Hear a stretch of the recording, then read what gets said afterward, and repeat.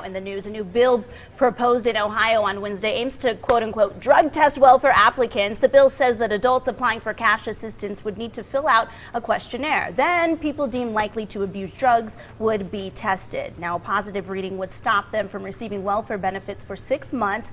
That's all according to Cleveland.com. The bill would also put $100,000 toward drug abuse treatment for those individuals. A Republican sponsor of the bill says, quote, this will lift families out of the drug-induced poverty that they're suffering from right now. This is not a means to deny benefits, but rather to help those families in need, end quote. A former heroin addict supports the bill, stating, quote, a lot of parents are out there feeding their kids 1 pack of noodles a day when they've got $600 in food stamps and it's going into their arms, end quote. But the ACLU disagrees, citing the bill would deprive people of the public benefits they need. At least 13 other states already have enacted some type of drug testing or screening process for welfare recipients. And a similar bill was proposed in Carson City 2 years ago, but failed to come into law. So the question today, do you think Nevada should drug screen welfare applicants or recipients? Why or why not? Dana, you're sitting there shaking your head. What do you think? What you think? I think this is a tough one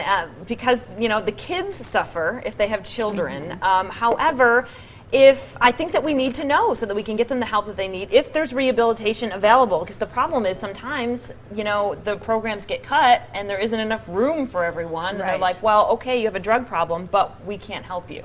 So if there's guaranteed, you know, to get help for these people and they commit to it and they give it a shot, and I think like you had said, if they drug test them again and everything's clear, then everything's It's the belief in second chances, giving them that second chance, because you never just want to put, okay, you're a problem, you're wasting our tax dollars, we're just going to put you out in the street to continue your drug use. And then we just have, you know, humans in our society who are just losing it and not benefiting from any sort of government but you know, program regardless, out there. they're not benefiting. If they take that money and they buy drugs with it, then it is enabling that. So obviously there should be ways for them to help with the drug addiction problem. But absolutely, if you're taking money from taxpayers, then taxpayers have a right to know where that money is going. Yeah, absolutely. And I actually threw this up on social media as a Valley View Live because we wanted to find out what people thought. And the big thing I was getting back from people on social media is that, hey, if I got to get drug tested for my job, they should get drug tested to get their money. And you know, Megan and I, half the time, people think we on some kind of drug the way we act. So we are constantly under that scrutiny. So if we're going to be scrutinized, I feel like other people should be scrutinized This is true. And again, being able to help people,